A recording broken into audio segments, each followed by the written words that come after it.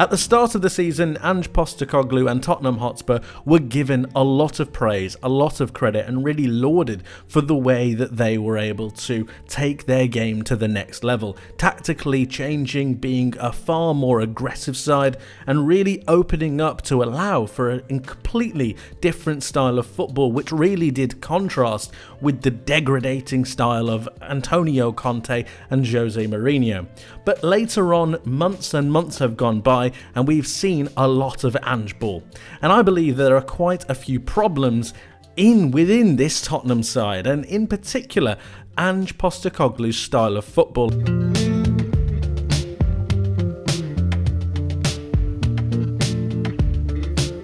But to begin with, let's take a real generalistic look at how Ange sets his team up, and it really is highlighted through a couple of different ways. First of all, he sets up in a 4-2-3-1. We know this, it can be a 4-3-3, but generally it starts like this, using two holding midfield pivots to make sure that they're able to control possession. Once in possession, two things happen. We know that the wingers really push out wide and make sure that they're able to hug the touchline. This opens up space for two attacking midfielders to then pick up next to them. So if we move them across, we can see that happen right here. The central attacking midfielder moves across into one of those spaces, and one of the central midfielders moves forwards and occupies one of the two attacking 8 roles. Both of these players really taking up half spaces, allowing for the progression of the football into more high, densely populated areas. When we have the centre defensive midfielder here, they are then accompanied by the two fullbacks who end up moving into midfield depending on what side of the pitch the ball is on. So for example, if the ball is on the right hand side of the pitch, the right midfielder will move into midfield, and once the possession gets recycled over, the left one will move in as well. This gives Tottenham an unprecedented level of midfield presence, allowing them to recycle possession quickly, efficiently, and then create a load of small, intricate passes. This allows them to progress the ball forwards and pick up half spaces within the opposition area. This allows them to then make little darting movements in and around the box to try and create goal scoring opportunities, and obviously get close to the goal and have a better ability to really progress forwards. But there are some problems. The main problem that I have with Ange Postecoglou's setup and his tactical approach is the lack of passing diversity that I see in this Tottenham side. For example, let's take an assumption that Tottenham have the ball out on this right hand side. Currently it's being occupied by Tottenham's right back, who has drifted into midfield. The Tottenham right winger is currently on the wing, making sure that they have that space to be able to not only occupy a better attacking area, but also to drag some players across. Now, the way that teams have started to unsettle Spurs and really find them out is by making sure that they're incredibly compact, making sure that they have a real density to the way that they play and the positions that they take up.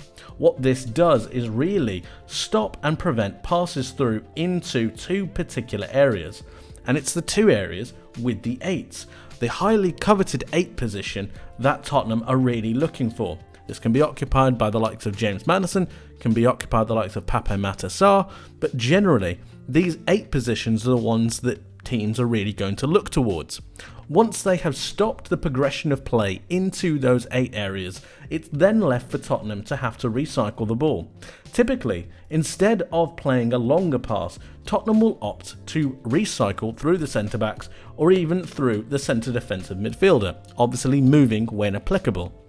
My issue with this is it's far too slow, and instead of being able to switch the play with some kind of long pass, with some kind of switch, they decide to take a longer approach. Tottenham are actually the second lowest side in terms of switching the play. Only Sheffield United have switched the play fewer times than Tottenham this season. And what this means is that when Tottenham want to shuffle the ball across to try and create overloads, to try and create different patterns of play on the other side of the pitch, it's far too easy for the opposition to be able to move across. And all they need to do is shuffle across and it becomes that little bit more difficult for Tottenham to try and break through. What this then causes is for Tottenham, once they're on the opposite side of the pitch, to then become frustrated, forcing passes into areas that while they want to be there, they have no option of getting. And that means that they're always going to be losing possession in areas where they should be retaining the ball or just having a little bit more patience. Two ways of fixing this are either playing an extra pass and waiting for your moment, or to be able to switch the play, something that I think they should be looking to do a whole lot more, to at the very least try to unsettle the opposition in the way that they set up, creating overloads on an opposite side because of the amount of space that the player on the opposite side of the pitch will have. The other side of this Tottenham approach, from a more defensive point of view, is the other second part of a two-pronged problem that I believe Tottenham have when implementing this Ange ball style system.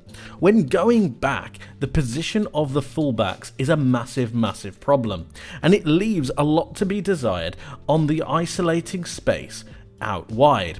When the opposition side get the ball back and when they manage to recycle the possession round, they have a number of opportunities to really make the most of the space afforded to them by the Tottenham fullbacks.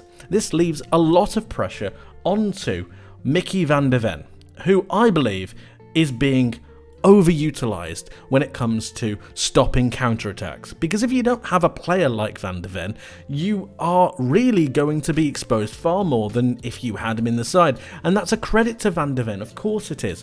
But the issue is that if your system is exposing your centre back as much as it has been exposing Van de Ven, it's clearly not working, and it's not working correctly.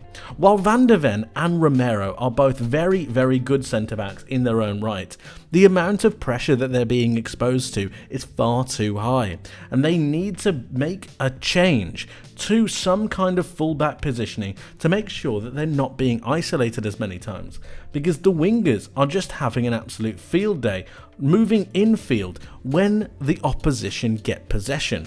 The transitional play is something that Tottenham have seriously struggled with, and it's through the extremely high line that Ange Postecoglou wants them to play. The higher the line, the greater the distance that they're going to have to run back towards their own goal. And while Van de Ven is one of the fastest defenders in the Premier League, he can only deal with so much. Tottenham have found themselves to be exploited on a number of occasions because of the lack of defensive positioning when obtaining and when defending against a major transition. It's in this transitional play that I think Ange Postecoglou needs to have a rethink. Clearly going forwards, he's a really proactive coach, but defensively, it just doesn't work. Although everything that I've listed sounds very negative, I actually believe that a number of these problems are solved, and actually solved quite easily. Some of the issues are solved with personnel changes, and Ange Postecoglou has already hinted towards this. He's said that he's not particularly happy with some of the squad members that he has to work with, whether that be them not executing the plan to the way they want, whether them not being particularly fantastic on the ball. Whatever it is, I believe that in the summer there's going to be a raft of changes at Tottenham, and that is going to be for the betterment of the team going forwards. But at the same time, there are some major tactical setup problems that I think Ange Postecoglou, number one, needs to take ownership of, but number two, needs to understand that he needs to be a little bit more adaptable. I've seen a lot of naivety in this Tottenham Hotspur side in the way that they want to play forwards, but also defending. They need to change their tact to a certain point of view, and I'm not asking him to change his philosophy. I'm not saying that he needs to completely reinvent the way that Tottenham play, but there is an adaptability that needs to be made to really progress Tottenham on to that next level. The naivety that is being shown in these recent games that they've lost is a massive systemic problem, and that comes down from the tactics that are employed from the get-go. Change this, change some of the personnel, and I believe it could set Tottenham up to be one of the major sides contending for major honours in the next few years to come. But of course, let me know what you guys think in the comment section below. Thank you ever so much for watching. I hope you enjoyed, I hope you learned something new, and I hope to see you in the next one. But until then, my friends, take care.